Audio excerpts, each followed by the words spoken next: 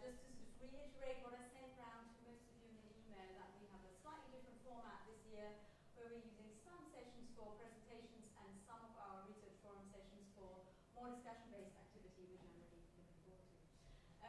Today I'm really excited because we've got actually 5 people talking to us, and I'm very grateful to Bethan Habron-James, who has organized it all and curated it, so she will be leading us through the session.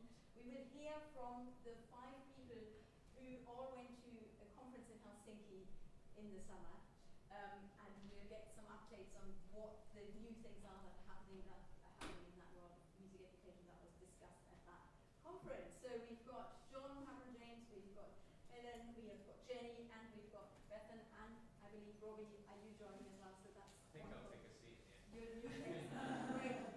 So with that, welcome back everyone, and I'm looking forward to our first exciting session. Great. Thank you very much, Vibeke, and thank you for the invitation to share our work. So as Vibeke said, 5 of us set off to Helsinki the end of July for 5 days to the ISME conference, International Society of Music Education. It was the 36th World Conference. So ISME is affiliated to UNESCO, and it's also part of the International Music Council. 1,300 delegates attended. I first attended ISME back in the beginning of the 2000s in Bologna, and I've been going ever since. And it's a chance to make new friends, meet old colleagues, and to collaborate. The conference title this year was Advocacy for Sustainability in Music Education. And it was possible to follow a particular thread if you're interested in a specialist interest group. And there were 18 different threads. So on the plane on the way over, on the Sunday night, I wove myself a timetable, jumping from building to building in my imagination, and bricolaged a timetable for myself. There were things like education for professional musician, community music, decolonizing and indigenizing music, education, music, health and well-being, spirituality, early years, special needs, etc., etc. So what we'd like to do this afternoon is give you a snapshot of 4 of the presentations, and then we'll get together for a discussion at the end. Our theme for today is Pedagogies of Care as models for sustainability, because there's a thread in between each of the presentations. So John's going to kick off with caring from the past and into the future through oral histories and archiving. Then Ellen will look at caring for the health and well-being of students' bodies through Alexander technique.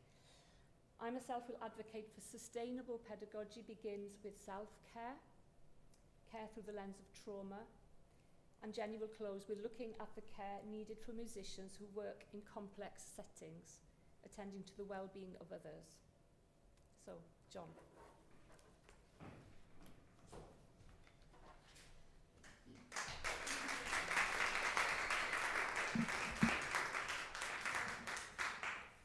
Thanks, Bethan, and lovely to be here this afternoon with you all, colleagues and students. So my roundtable presentation was titled Sustaining a Future Through Understanding the Past, Oral History and Archiving as Acts of Care. And I'd like to begin by introducing you to my friend Patsy James. We met in 2008 at my first Dalcroze Summer School. At the time, she was the Dalcroze Society archivist and had cared for thousands of items in her home for many years, before depositing them at the University of Surrey. I became interested in Dalcroze histories in 2013, when it was the centenary of the London School of Dalcroze Eurythmics. As I got to know her, Patsy told me stories about her training and her teachers, the first of whom was her mother, who studied with Jacques Dalcroze. I wanted to learn more and honour these under-acknowledged elders. Patsy encouraged me. She provided contacts. Hers was the first interview I undertook, and I owe her a debt of gratitude. She was happy when I took on the role of Archives Liaison Officer for Dalcroze UK. So for those not familiar with it, Dalcroze Rhythmics, which is often just called Dalcroze, is a music and movement approach focusing on active learning, listening to music and responding in movement. Also using singing and improvisation as means to engage with music and a group. And it dates back to the end of the 19th century and to the tradition that was developing at the time of experiential education. The first Dalcroze College was founded in Germany in 1910, and as I said, the London School followed in 1913, and Patsy studied there in the 50s.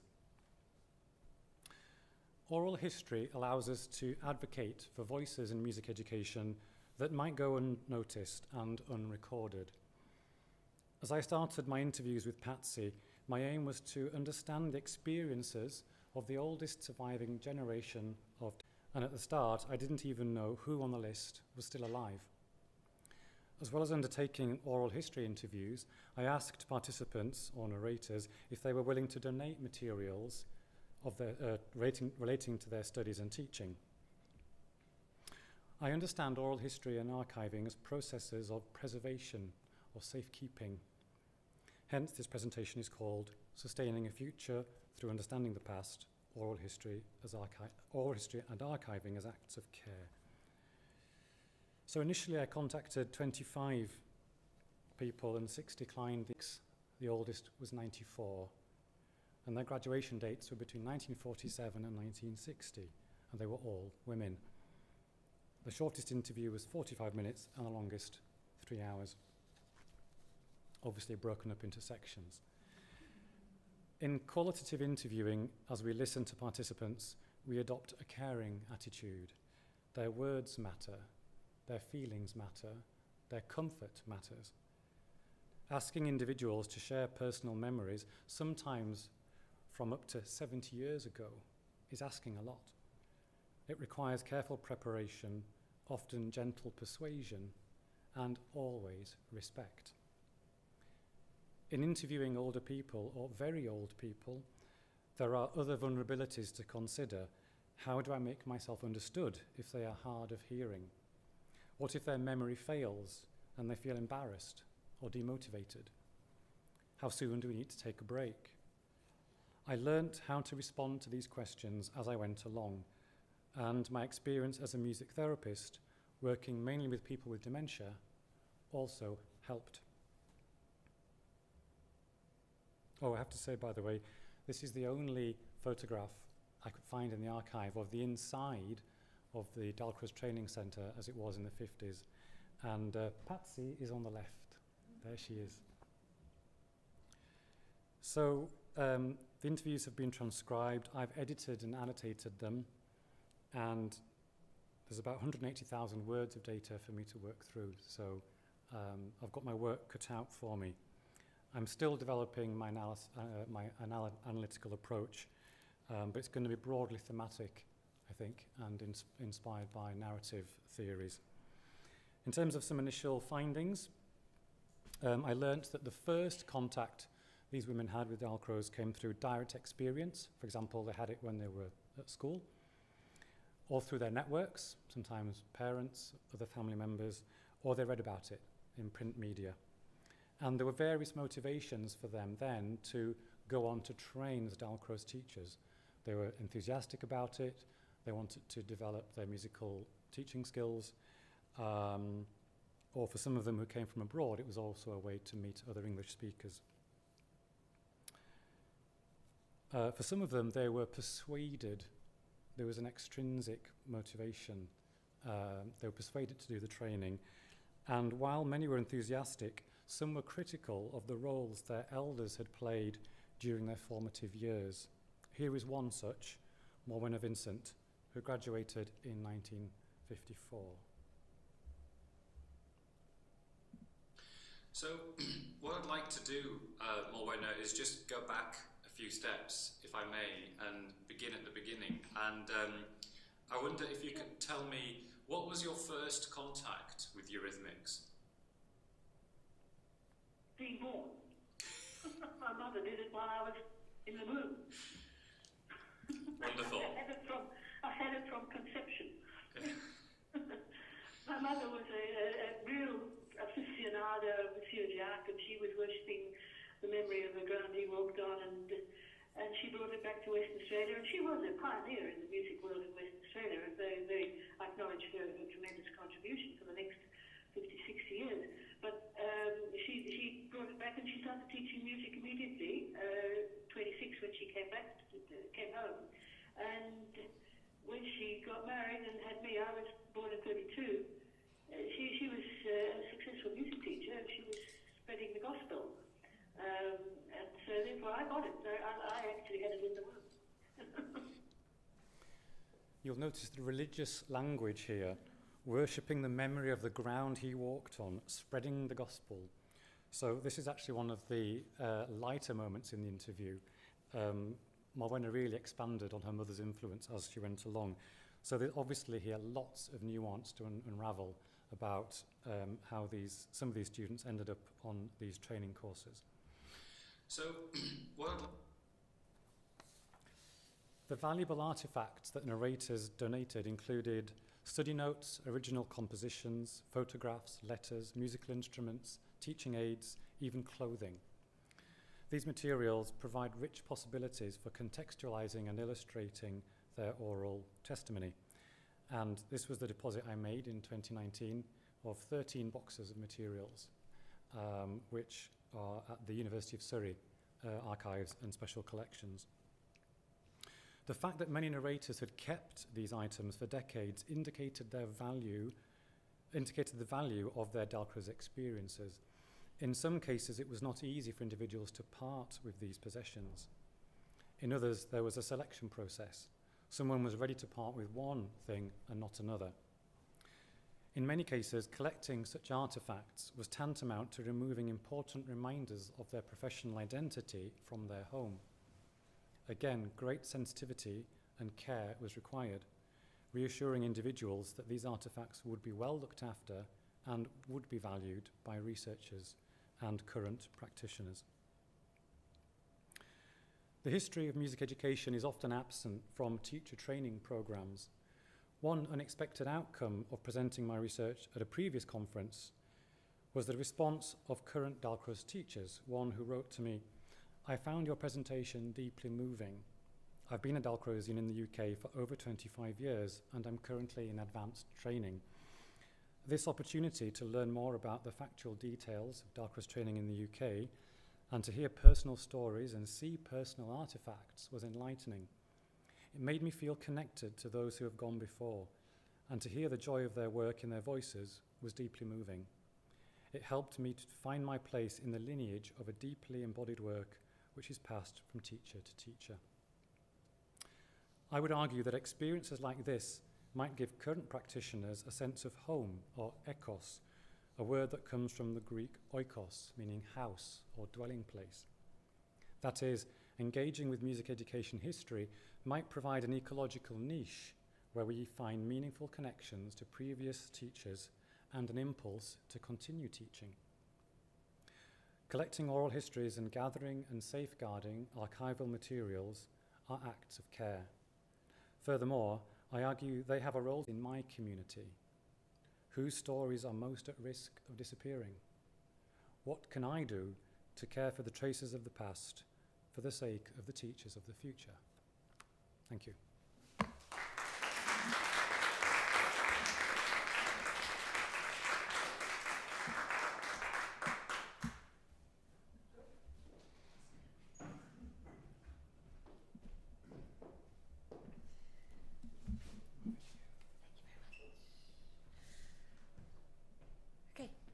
Hello, good afternoon.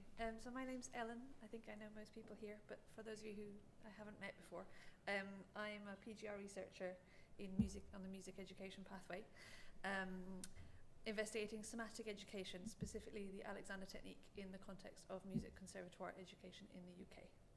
So ISME was my first ever conference experience. It was big, a little bit overwhelming. But it was really good fun, and it was really nice to have a couple of other familiar faces around, even if we didn't actually manage to spend huge amounts of time all together. At the conference I presented 2 papers. The first was a systematic review, mapping and synthesizing the research into Alexander technique and musicians, which I shared within the Musicians' Health and Wellbeing Special Interest Group. And the second was the one what I'm going to share with you today, which is an autoethnographic paper exploring my own instrumental learning journey in relation with the Alexander technique. So I chose to present this paper within what's called the Commission for the Education of the Professional Musician, rather than Musicians' Health and Wellbeing. Because although somatic education is often kind of pigeonholed within health and well-being, for me as a musician, the implications of my interaction with Alexander technique feel equally related to how I learn and how I kind of develop as a musician. So more of an education side. Okay, so framing the research. When musicians talk about the body, it's usually in the context of instrumental or vocal technique and restricted to the musician-instrument interface, hands, fingers, embouchure. The rest of the body is not seen as important and so kind of recedes from view. And we perhaps only notice it when confronted with the visual image of ourselves playing. And there was this research from Lisboa et al., which for me epitomized that on seeing videos of herself playing, suddenly she was like, oh, there's this whole other element of my musical performance that was not present in her mind. Embodied cognition research kind of mirrors this by arguing that musical skill develops in response to the materiality of the instrument and operates largely on a pre-conscious or pre-reflective level. For me, there are two problems here. By learning to respond only to the materiality of the instrument and not considering our own materiality, we in effect reduce our capacity to affect positive change in our playing. And in turn, we often don't question when it feels like hard work, so long as the musical product is satisfactory, leading us to develop a really high level of tolerance for physical struggle with all the potential implications for long-term health and well-being that brings. Somatic education practices, in contrast, invite us to consider our own materiality by consciously engaging with sensory feedback, both external and, more importantly, internal, heightening sensory and motor awareness. So my personal experience of somatic education has Alexander technique, as it does for many musicians, because AT is one of the few somatic disciplines to have an established presence in higher music education institutions, so from the 1950s up until now. Recent research suggests that musicians and teachers find that the benefits of AT training extend beyond physical outcomes to include educational aspects relating to self-awareness and thinking processes. So the question for my research was, well, what did AT training give me? So by using the autoethnographic lens, it kind of gave that opportunity to explore these questions. And rather than simply writing and reflecting, I found that by playing, I could connect a lot better with the memories of learning. So this idea that memories are kind of stored in our bodies, in our physical actions, it was really a way into remembering what it was like to learn these pieces when I was younger. And the Bach suites for cello, I'm a cellist, provided a really nice framework to organize my reflections and a way of kind of bringing myself as a musician into the research, into the presentation of the research through short recordings. So I'm going to share slightly abridged versions that kind of show the progression before, during, and after my AT training.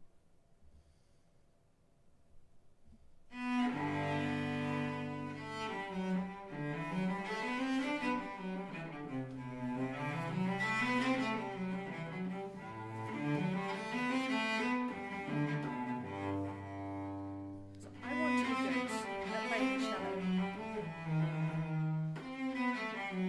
And if you want to be good, you must go to music college. You must work hard.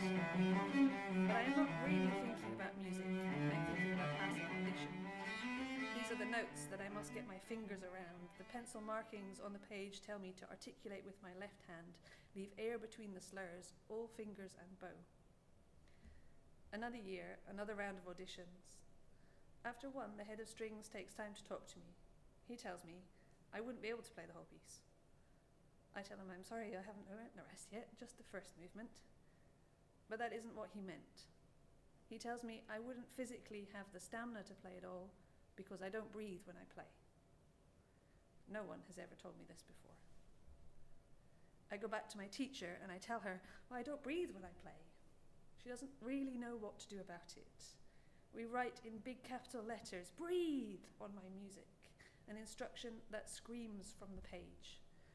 I don't think I breathe. We talk about the relationship between tension in the jaw and tension in the arms and hands. She tells me to play sticking my tongue out. I still don't think I breathe. So much music to learn, so little time to learn it in. My lessons have become infused with anxiety. I feel like I haven't worked enough. I learned the prelude from the fourth suite.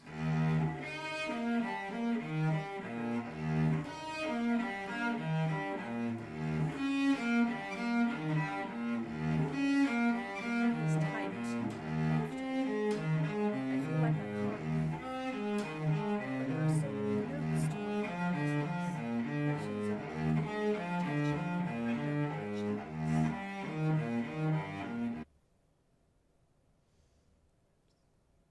An Alexander lesson with the cello. The teacher asked me to raise my arms, bow in my right hand, palms turned outwards, reaching into the space above me without locking my elbows or losing contact with the chair beneath me. She tells me to swing my bow to the string and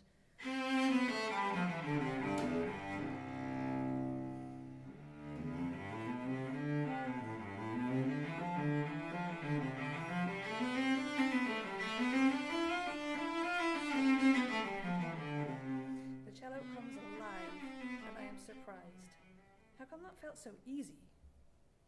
Cello practice becomes a space of exploration and discovery, not yet of music, but of sound, as I connect the procedures from the AT training to my playing. A courant must run, so my goal is to build up the speed and fluency. But careful, the idea of fast always makes me feel a bit anxious, and my left hand gets tight, so I start slow. Choose a tempo where the movement is easy, I feel balanced, soft, a tempo where I can breathe. I notice where I make mistakes, take a musical wrong turn, land on the wrong finger, patterns that feel awkward in left hand or in bow. I isolate them, work on them so that each note speaks with ease. Accompanying this work is a constant awareness and monitoring of sensory information. How is my breathing? Is my jaw soft? Is my back open? Are my shoulders free? What is happening in my legs? Am I really supported by the chair, by the floor? As I start to increase the tempo, the sensory information becomes more present. On an awkward bowing moment, I feel myself tug my lower rib cage to the left. It interrupts the musical line. Interesting. Let's try that again and see if I can stop that. No, it happens again. But this time I notice that there is a bit of a twist in it, pulling down in a spiral to the left. I think about the opposite, sending some direction up in a spiral to the right, and play again.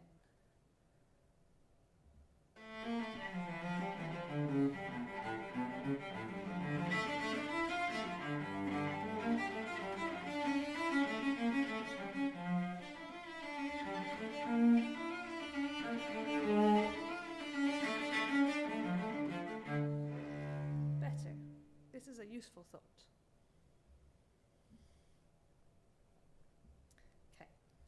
The little conclusion and discussion. So while injury is recognised and is an important problem for many musicians, injury was not my experience. I could not medicalise my problems. Learning to play cello was just really, really hard work, a physical struggle. There is this conceptual gap between the idea of the healthy and the injured musician, which is only just beginning to be addressed in research. And in fact, Ioannis, who I met at the conference, is the first person I've ever heard talk about this big space. So that was amazing to meet someone who's actually thinking about this. Because this gap has implications for our pedagogical understanding of how physical and therefore musical skills are learned and maintained. Somatic education was for me a way of addressing that gap. AT training gave me a space to explore and understand my body and my use of effort in playing, something that there was never a space for or was perhaps not a priority in instrumental lessons. Yes, this had positive physical outcomes, playing got easier, but more importantly, the somatic lens changed my awareness of self in playing. I became tuned into the micro movements and adaptations of the body, or what dancer Steve Paxton named the small dance. And having access to this information opened new avenues for thinking about and working at music, being able to engage in a form of proprioceptive problem solving.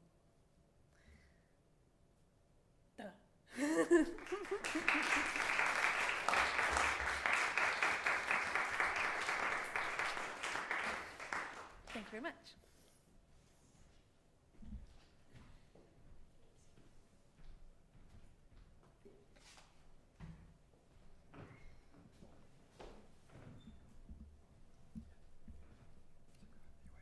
I want you to keep that up.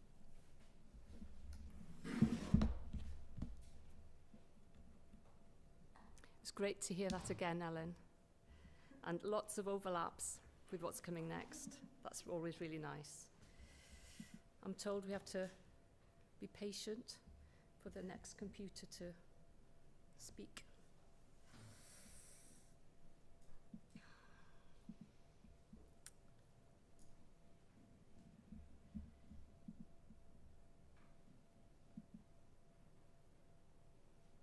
There we go.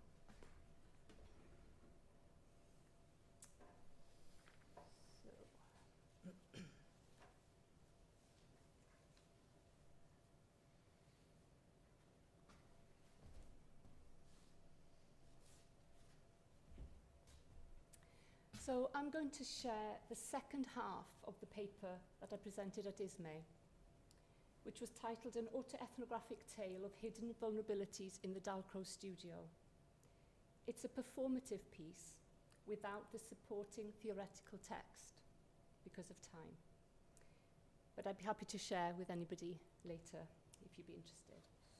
So discovering Dalcroze rhythmics and music and movement pedagogy, which John spoke about, was for me, a then professional violinist, an encounter with my own body.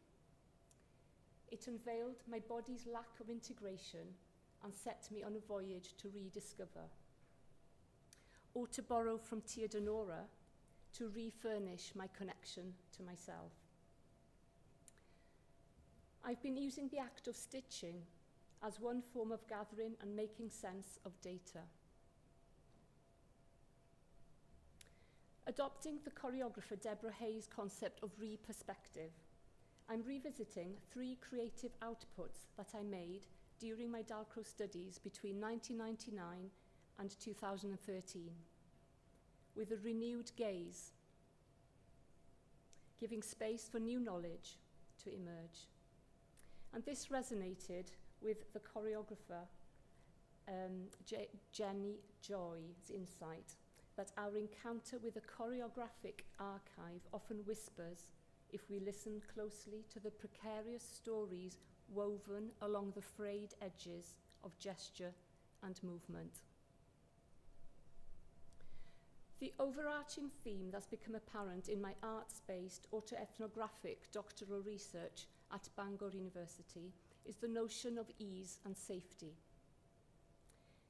The deliberately dense poetic prose. I weave insights from Walter Benjamin, Avery Gordon, Dan Siegel, and Ian McGilchrist with my own.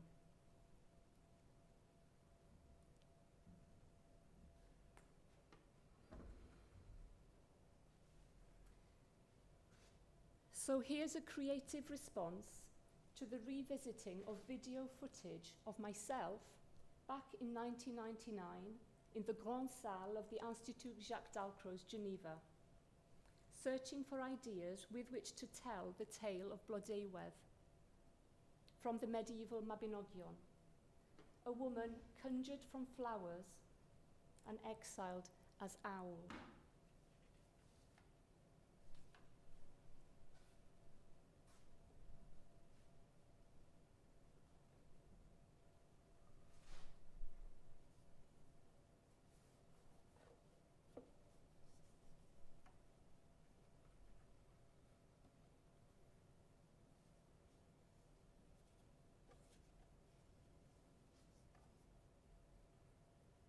body, this body, these bodies, flower body, body becoming owl body, shapes the landscape, shapes the body.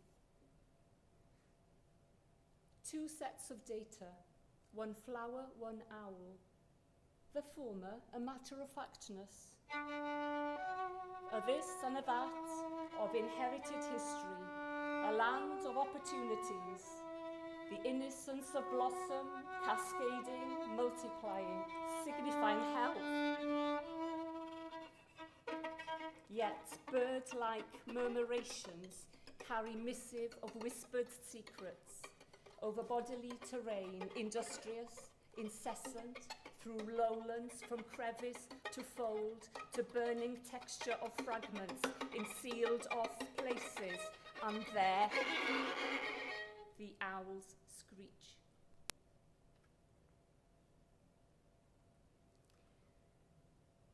Oh, how I crave the quiet, for all sound to crouch to ground, and yet I fear it, for in that eerie silence through which the body speaks to itself, I begin to hear.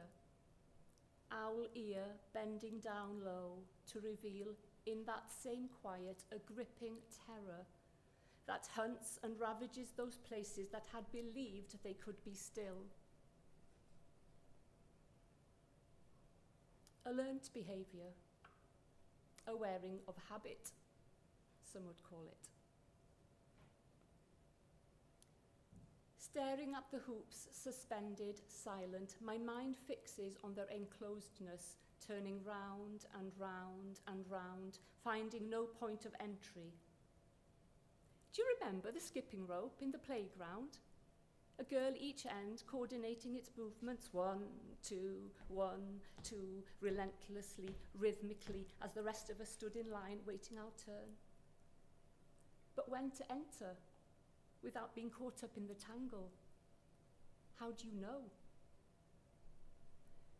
There is a knowing. Heart beating, shame rising, frozen. Advance, trust, move, enter the play. I think I never did. Staring at the hoops, suspended, silent, where does she end and I begin in this after yet before time?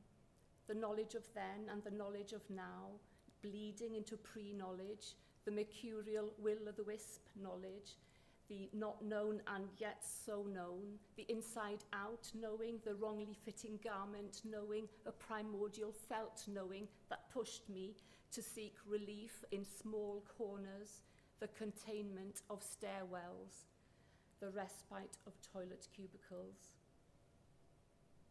And here, the boundaried offerings of simple wooden hoops, temporary solace in an overwhelming gestalt. Staring at the hoops, I am told my left brain hemisphere is in charge of the step-by-step business of life, the representation of the now with its control and safety. McGilchrist's emissary tells me I have a task to do, a time in which to do it, and despite significant lack of skills, I will and must complete. Insofar as this resonates with my known experience and habit of living, all is well. I focus on the practicalities, quietening the white noise. A can-do girl, reliable, dependable, loyal. She's the sort of person you want around in a crisis, someone who breaks that crisis into piecemeal, manageable nuggets and ticks them off one at a time. A fragmented girl, except, shh, it's a secret.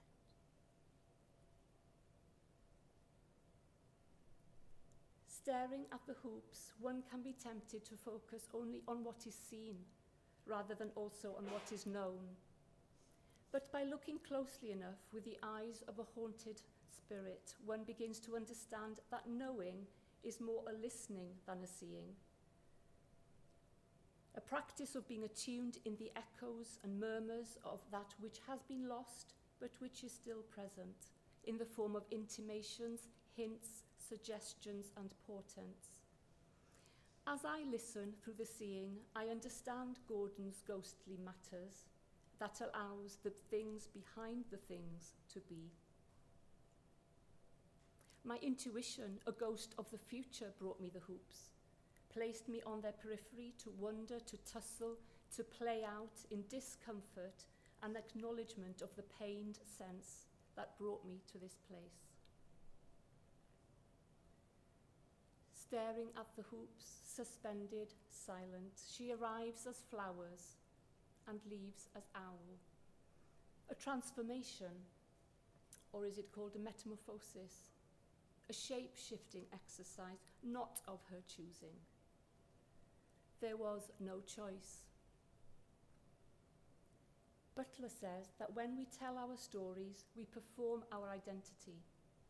Blodeuwedd, flower, woman, owl, either, or, also, and. Now I can choose.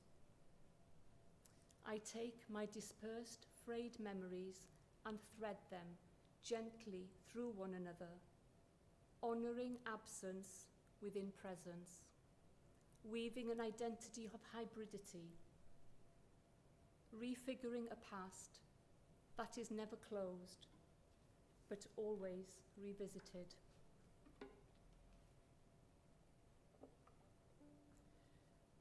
Pan oeddwn ni mewn carchar tywyll di, roes dim oleuni, roes dim oleuni, roes dim oleuni, meddwl.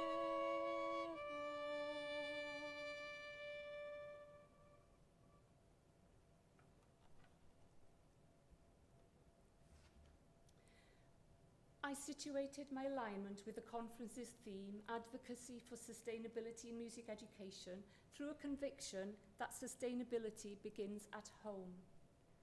Relationality with oneself, others, within community, be that local or global, packaged with an ethic of care, is an imperative for today's world of music education, as noted by Karin Hendricks. In symbiosis with care is the nurturing of well-being. Along with Bradley and Hess, I concur that understanding the nature and impact of trauma on our music education milieu is one way we can improve its sustainability.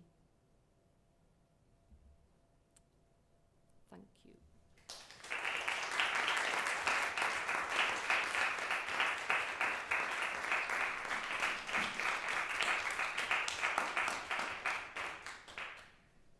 Jennie, save your questions for later.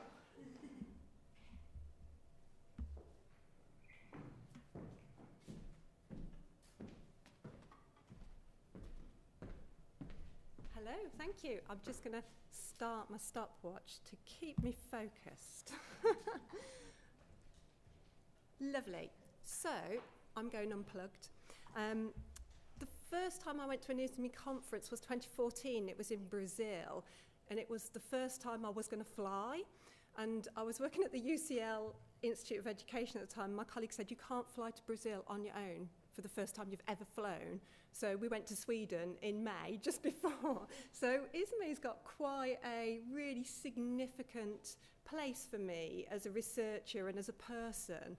And we might talk about this a little bit later, but the development as us as people through our research as sort of catalysed and fostered through ISME is something really important and really special, I think. It's a huge organisation, as Bethan said, but actually we find ourselves within the organisation, and that's certainly been my experience with ISME. So I normally present my research in, so I'll go to the Community Music pre-conference commission. There's always a week before the actual conference, and then perhaps in the Music in Schools and Teacher Education Commission. But this time I presented in the Musicians' Health and Wellbeing Commission, which was completely different. So what I'm going to do is I'm just going to give you a bit of an overview of the Artist Care project that I presented, just an overview of the first stage of the project, so that was the actual paper that I presented, where we are now, and then I'm just going to finish off by the takeaway that I got from the session that I presented in. So the Artist Care project has emerged out of a very long-standing research relationship with myself and my research partner, Professor Laura Coalfield, who's at Wolverhampton, and she's a criminologist and a psychologist. We met in 2008 in doing a Good Vibrations Javanese gamelan project in a women's prison. So I was part of the project and she was an evaluator. And we've had a research relationship since then. So over the past however many years since then, I've built a relationship with 3 charities who work in prisons and immigration detention centres in various different types of music. And the 3 organisations were involved in the MUSOC project, which was an AHRC-funded research network project, music and social intervention network, that was exploring the concepts of excellence and inclusion in relation to music with a social agenda. So the 3 organisations participated in that research network, and they contacted me afterwards because they really could see a massive need to understand how to support the artists who worked for them, mostly freelance. They're working in incredibly challenging and complex settings, detention centres, prisons, youth, pupil referral units, etc., etc. And they could see this real emotional labour and burnout and the toll on the artists that they were working with. So they wanted to understand what could be done, how they could kind of support their artists. Now, we could see a rising body of research looking at musicians' health and well-being. We could see that research growing. There was a great piece of research done by Naomi Naismith thinking about how to support the health and well-being of artists. So what the 3 organisations wanted to do was to know how they could structure that. What could they do? They're charities, they're reliant on funding, and so how can they put in artist care into their work? So we started having conversations. I brought Laura into those conversations as well. The research partnership between myself and Laura works really well because the combination of methodologies, epistemologies, perspectives that we bring actually are very complementary. So we're looking at the same thing from different lenses, and it helps us to really deeply interrogate what we're looking at. She's interested in impacts of music programs. I'm interested in what are the learning processes that lead to those impacts. So we work really well together. So then the pandemic struck. So we put everything on hold for a little while, and then we kind of started the conversations again, and we devised the Artist Care project. So it's a long-term project. It's got 3 sort of phases to it. The first phase is split in 2. So the first piece of work, which is what I presented, was to understand how care supervision is structured in professions outside of music.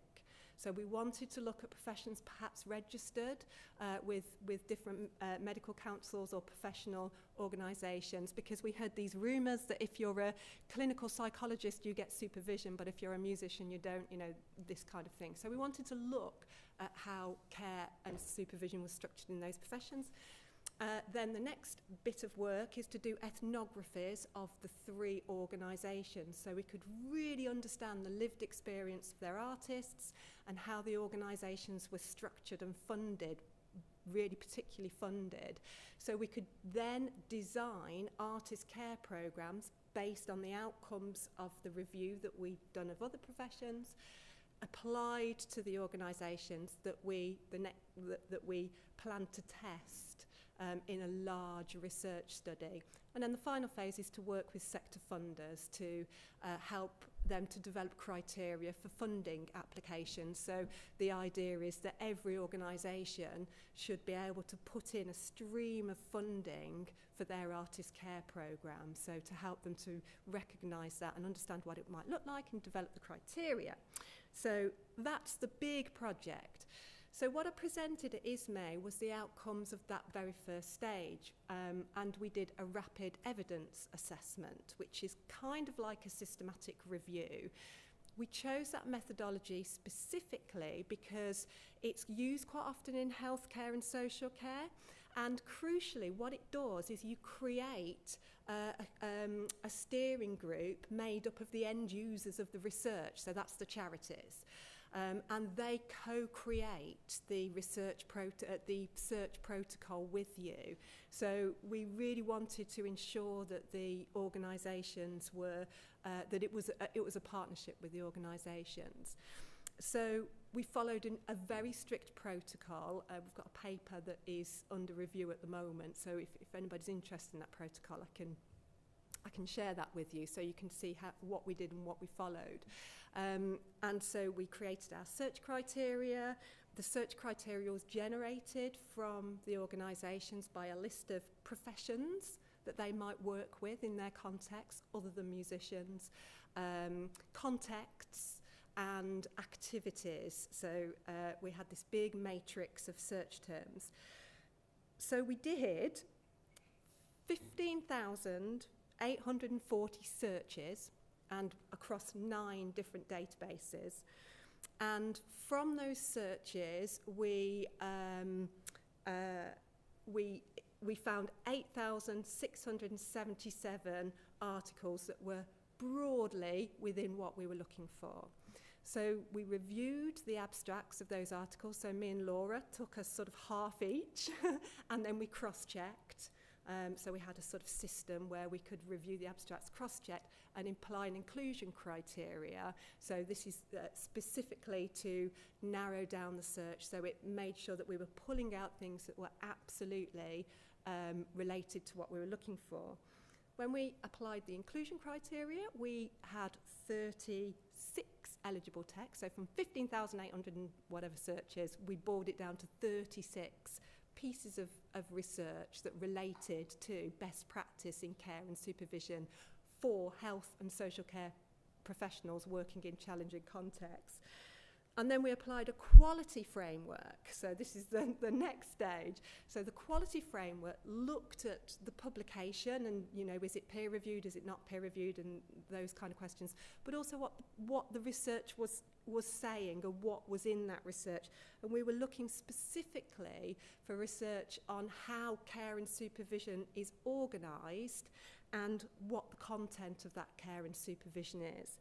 And after that quality framework, we got 6 articles. Now, this was really interesting for a lot of different reasons, and it's a lot of work for a very, very small amount of articles. But the 3 key findings that we took from this rapid evidence assessment. So the first thing is what we saw, what we could see in best practice was a matrix of care. So there's 3 aspects of care and how they integrate. So formative, normative and restorative. So with really successful care and supervision, there's a formative function, i.e. it's about training and professional development.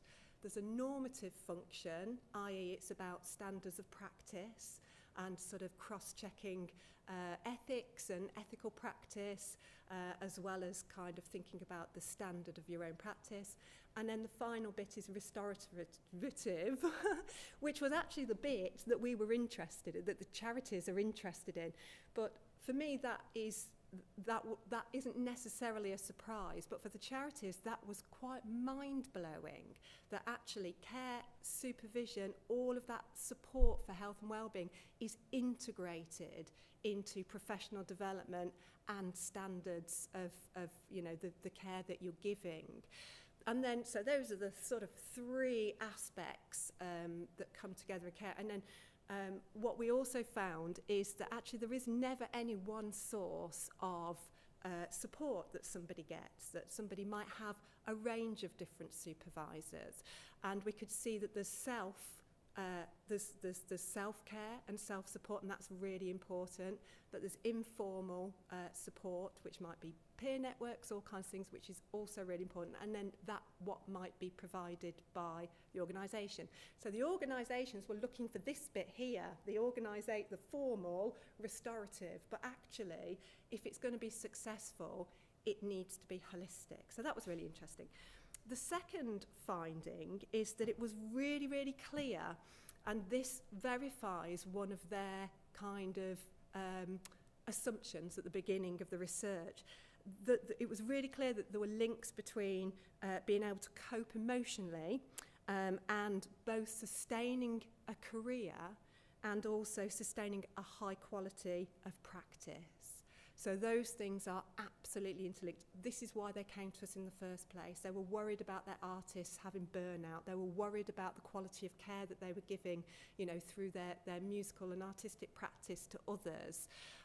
They were also worried about the fact that if you've got the social, economic support systems around you, then you're more likely to sustain a career than somebody who hasn't got those. Perhaps you're a single parent, perhaps you don't have a support network around you. It's incredibly emotionally challenging work, and you need that support. So if it's not there, then that's not a viable career for you. Now, the third point is that the paucity of research. So that was a real surprise. It was a real surprise to Laura, who's a psychologist, and she's working in some of these, you know, other professions, that there is no research. And I'm not saying that there's no research on health and well-being needs, but there's no research on how best to give this as an employer or as an organisation or as a charity. So we can see that this research has got much wider implications than just the freelance artistic workforce that we're looking at. So where we're at now, what we've done is we're on the ethnographies now, so we've got funding for the ethnographies.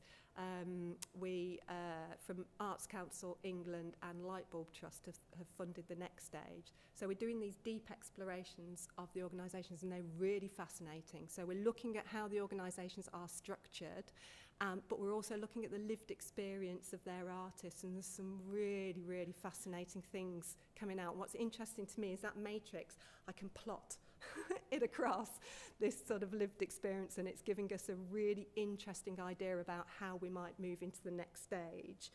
And what we've done is we've brought together a sector reference group. So we've got people who represent funders, different funders, we've got practitioners, and we've got researchers who have come together that we're going to use to test the research, sort of, you know, say these are our findings, what do you think, you know, have that critical kind of friend.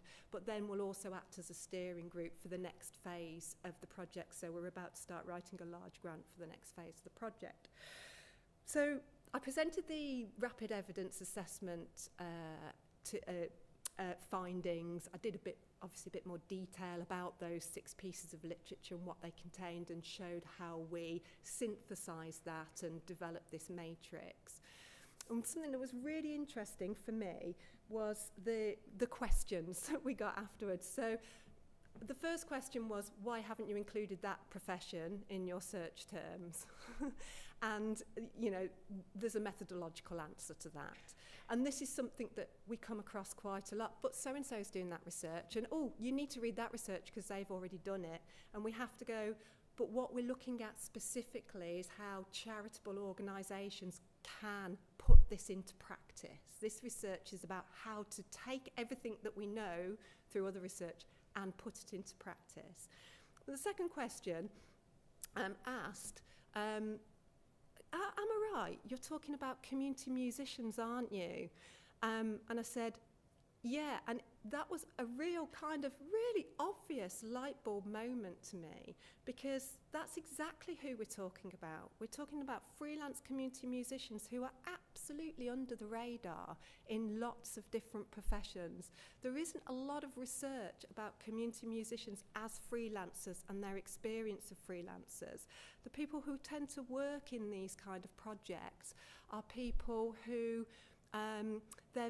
This is coming through the ethnographies, you know, there's a bit of a imposter syndrome about them. They're incredibly amazing practitioners, but they perhaps don't feel that they are recognised as artists. So that for me was really interesting. And I thought, yeah, I just need the word community musician in my title, and then I will stop having these questions. Why haven't you included occupational therapists in what you're doing? But I think the point of that is that having that interdisciplinary perspective, there's two ways of doing this, aren't there? You can look at something outside your discipline and go, well, we're doing that over here, so that is, you know, that's not applicable. Or you can say, oh, actually, that's missing from this bit of research, and I can see you're looking at it from a different direction. That's what I always find at ISME, that you get that kind of collegiality where there's so many different methodological kind of outlooks, and people are coming from different disciplines, and education is a naturally multidiscipline discipline. So that was the kind of thought I wanted to leave you with. Is that all right? Great.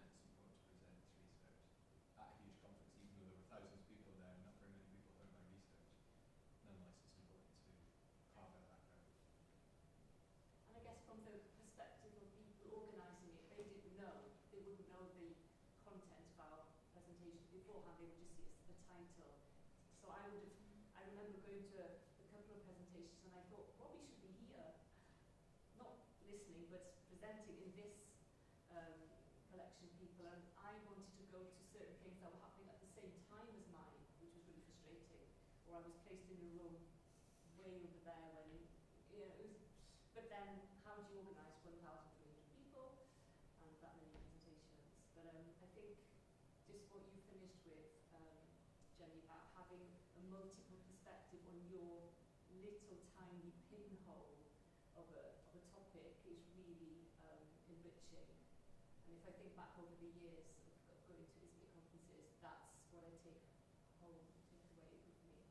And I've written down a couple of things from different presenters that's really stuck with me that I wrote down in a notebook.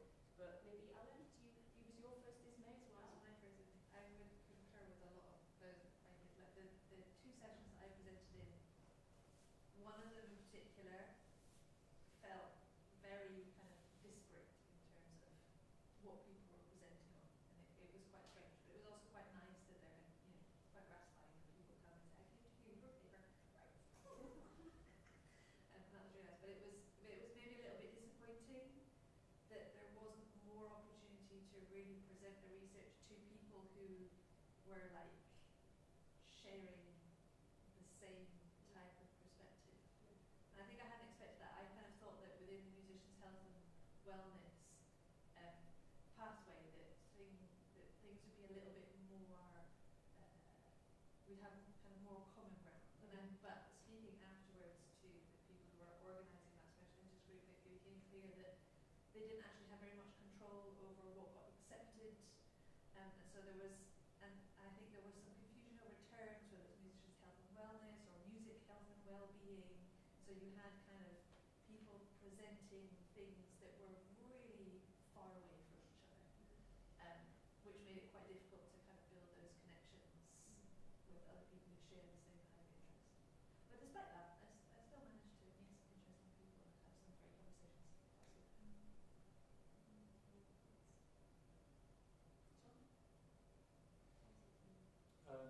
It was great for me. It was my third ISME, so my first was 2012 in Greece, and the second was 2016 in Glasgow. And one of the things that Jennie mentioned earlier about is making a catalyst was something that I resonated with, because when I went in 2012, I presented my first piece of qualitative research, which I undertook at Coventry University. And it was about outgrowths for composition students. And somebody who was in the audience, she subsequently found out she was doing similar research, and she came to talk to me afterwards. And that person was Lisa van der Merwe from South Africa, and we ended up doing a 5-article project, started immediately after ISME 2012. And that's been probably the most important research collaboration of my research career. So, and she was there, which was lovely. She brought a whole group of people from South Africa, and they also performed, which was nice. One evening they performed as a trio, chamber trio, with some Eurythmics practitioners and students doing movement and music. So it's not just research papers, it's actually people presenting musical practice and artistic practice that is somehow related to their teaching practice or their educational research. I appreciate that breadth, actually. And there was so much music performance going on. I mean, there were multiple concerts each evening. Every break time there was music performances you could listen to. It was full of that. And one of the highlights for me of ISME in Helsinki was the opening ceremony, actually. At the Sibelius Academy, they have the most extraordinary performance space, auditorium, massive. It has an amazing pipe organ, which featured in one of the keynotes. But for the opening ceremony, the stage was absolutely full of children and new people, mainly stringed instruments, wasn't it? There was some keyboard and percussion, doing Finnish folk music in various kinds of arrangements. And obviously there was facilitators and teachers among them, but it was clear that some of the children and new people also had leadership roles in the ensemble. So for me there was kind of quite a democratic feel to what was happening there. And there were tiny tots on the stage, going up to conservatoire level musicians. And that sense of inclusivity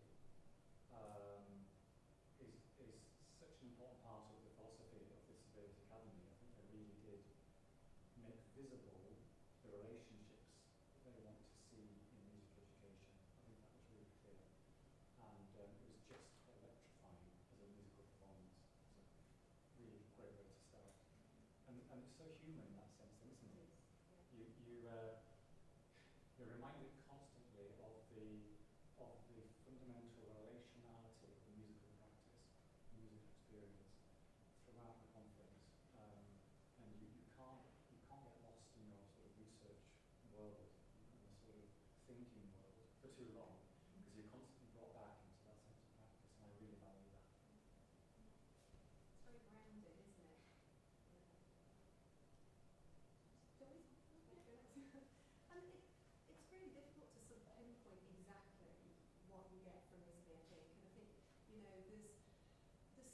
huge array of knowledge and papers, and a conference, there's real art to conferencing, isn't there? A conference gathers a life of its own, and you'll watch a lot of stuff, and you'll listen to a lot of research, and you'll take it in, and you'll think that's interesting, I'll write that down to have something to read, but then every now and then you come across a paper and you think, wow, that was amazing. And usually it's Gillian Howell that does that to me. So she did that to me in Baku, in Azerbaijan, which was the last in-person conference. I don't know if you've come across Gillian before. She's an extraordinary researcher. She's in Australia, she's in Melbourne, and she works a lot in conflict areas. And she did this really wonderful analysis of what peace is, what peacekeeping is. And for me, quite a lot of, we had this conversation, didn't we, Robbie, about the difference between evaluation that's just saying, yeah, my way of teaching is great, so you do get a lot of that, and then you get the research that the philosophers who are saying, well, we're properly thinking, we're not those evaluators, but we're thinking a bit more deeply about it. But then you get the people who just jump out and just will be really new and innovative. And she really challenged this idea of peace and what it means. I'm kind of like, I've got photos of her lovely diagrams and things. And, for me, very few people will critique themselves in a paper. And I think that Gillian does that very, very well. So I think if you want to read anything about music in conflict areas, music in peacekeeping, sort of human connection through music with a critical lens, then Gillian Howell for me is the person who stood out from that. I think beyond the papers, the real thing about ISME is the conversations, which is the same with any conference. And one of my most fruitful research relationships came through ISME, and that's Lee Higgins, who I work with very, very closely. So Lee was president of ISME. He works in community music scholarship. I work in music education scholarship. So we've got this kind of like natural sort of tension that works really well. So a no paper conference where it was all really curated to have those conversations. And I think for me this ISME was a bit strange, I have to say, because for two reasons. Normally I'd go to a pre-conference commission, so it's like 2 weeks long. So you do your very themed thing, which would normally be community music, and then you go into the main conference. You've already started your thinking process, you've already got the life of your conference going, and then you go and work and mingle with different people. But this year I didn't do that because it was Finland and very expensive, and I thought people would have a fit if I put into the research funding to go to the pre-commission as well as the main conference. And that actually felt a little bit difficult. We were having this conversation, weren't we, Robbie? And when you've got a really huge conference like that, it's just finding where the group is. I was lost, I have to say. I felt it was too big and I didn't know where it was. And without a guiding hand of someone going, you need to meet this person, have a chat with this person, and then suddenly you get in and you have a chat and you meet someone. Like it was nice if people came to your paper who knew who you were. I had a strong suspicion the only person who knew who I was in any of my presentations was people sitting here. And in the first paper, I didn't know who I was presenting to, but then one person came out, and that was a really interesting conversation, and that will produce something. But it was kind of by chance, and I think that my takeaway is that actually the commission in May was probably more fruitful than it was. Question? Vika? I've got lots of questions. Brilliant. Thank you so much. I have two questions following up on that, the sort of size of it, right, and the sort of critique then size. I was really interested, what ISME as a huge conference does on paper to support people with this scale, right, and particularly, I guess I would like to direct that question at you, and do they have programs for people who are there for the first time, for PhD students who are trying to make their way in this field, right, and who need to be introduced and nurtured into these environments, right, because they are particular environments. So I'm interested what they do on paper and how it feels when you're there. So I wasn't aware of anything specific from an organisational standpoint, of anything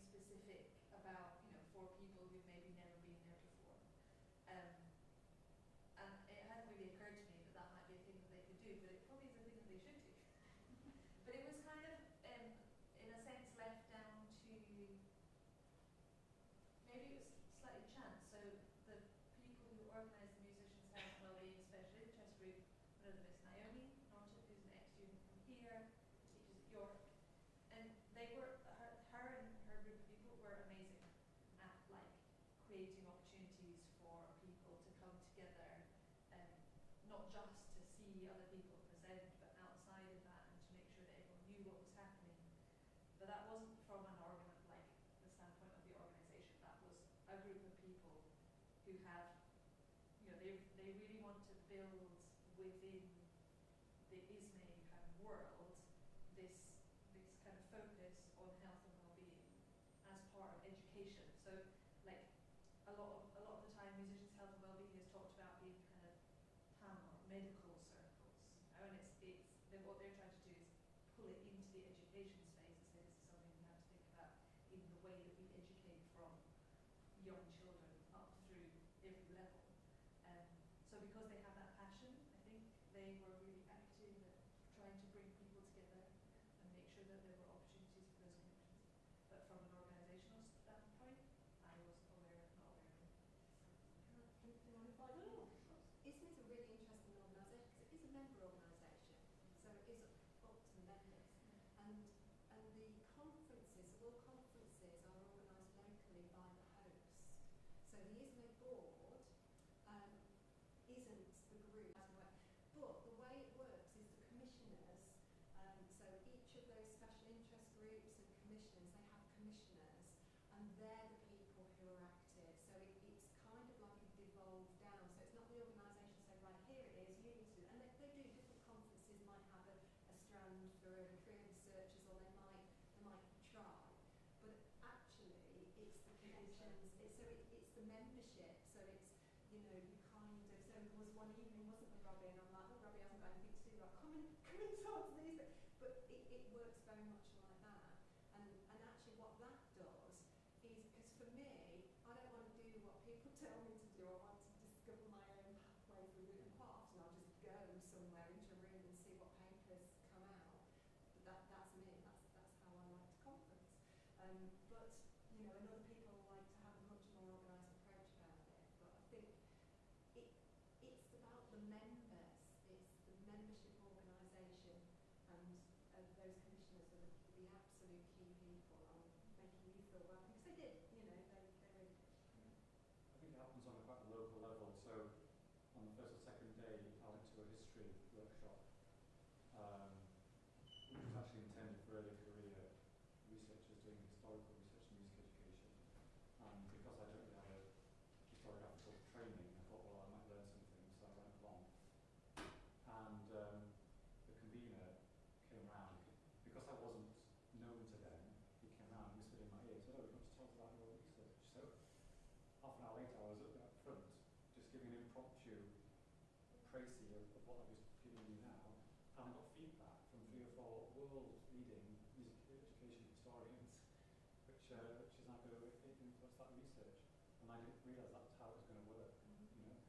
So there were these moments of help and formation, if you like, but they were sort of very informal. You have to maybe sort of seek them out. Yeah. I think that's why you build lasting friendships, isn't it? Because it's done at that level, isn't it? Because it is, you've got the conference programme, and then you've got all the informal stuff, and you're here, or there's a jam night over there, so can we play, or we're going out for dinner here, come and join us. It's done very much like that. And you do see people across Disney that have developed really lasting friendships. I mean, extraordinary. Extraordinary. So that's quite interesting as well, isn't it? Sorry, just on that topic, it's interesting because the other conference, it sounds a bit similar to the AMS conferences, the American Music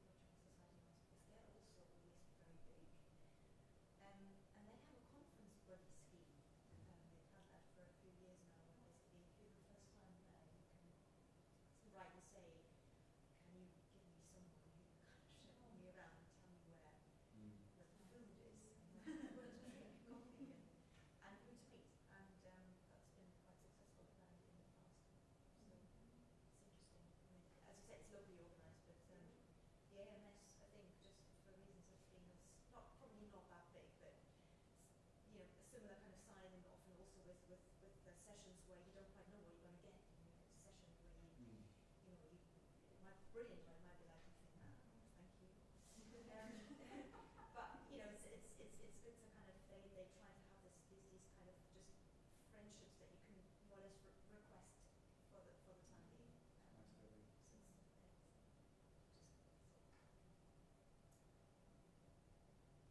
Any other questions or thoughts? I have two more. But I won't go with that.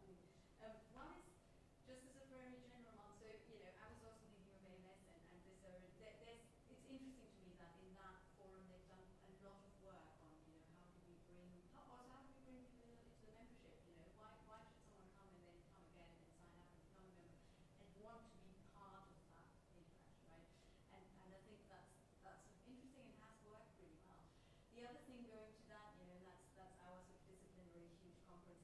The other interesting thing that's interesting to me, because it's always in the States, so I certainly don't go every year, is how going shows you how the overall disciplinary direction is shifting and what are the sort of priorities at any one time, right? And of course that's been particularly interesting over the last 5 years. So my question to you was, do you see the same as Ismay? If you had to tell me, you know, from this snapshot of that week in August, can you see what the disciplinary priorities or fashion sounds like a really derogatory term, that's not what I mean, but you know, what are the sort of key strands, what are the directions that the discipline is taking? I think simply by the title, that sustainability within music education, that really was clearly coming from what's happening globally and how do we as music educators stand vis-a-vis sustainability, what does it mean to us? And you've got that from a tiny micro situation to looking at, you know, bigger. It was a lovely roundtable which you were part of, John, which I subtitled Silent Voices. It wasn't the overall, I don't know what the title was of the roundtable, but it was speaking of indigenous practices and lesser known voices. And coming from about 7 of you presenting, and it was really, how can we speak to each other? A little bit like when you were saying, Jennie, or some people say, oh, we're already doing that, or, you know, there's this web, and we need to know what's happening elsewhere so that we can pull together, that we can make sense together, that we can collaborate together, and that's part of the sustainability theme. But I wasn't surprised that that was the thrust of the conference this year, because while it has to be, what was our theme as a conservatoire last year? Inevitably, I don't know, what do you think? Certainly that, I think diversity and inclusion were really important in various ways. And also the sort of political element of music education, so or the political nature of it, should I say. For me, the standout, I mean, there were several exceptional keynotes, but for me there was a standout one which was presented by the leading music education researchers at Sibelius Academy, so they were on their home turf. And it was a work of art. It combined speech, audiovisuals, live music, all sorts. But one of their points was that we should jettison the idea of the neutrality of music and music education. It is political, and therefore it has power in some sense. And they made a distinction between what they called politicized music education, where there's an agenda which is not acknowledged and which is disguised, and political music education, where the sort of the aims are made manifest and shared and acknowledged. It was interesting because I picked up some intelligence after that keynote that the Sibelius Academy, the host institution, was not happy with the conference title, and they didn't want advocacy there because their whole keynote, the title of their keynote was Beyond Advocacy. They were saying, we've had this conversation, we've got to move on, and so that's what they did.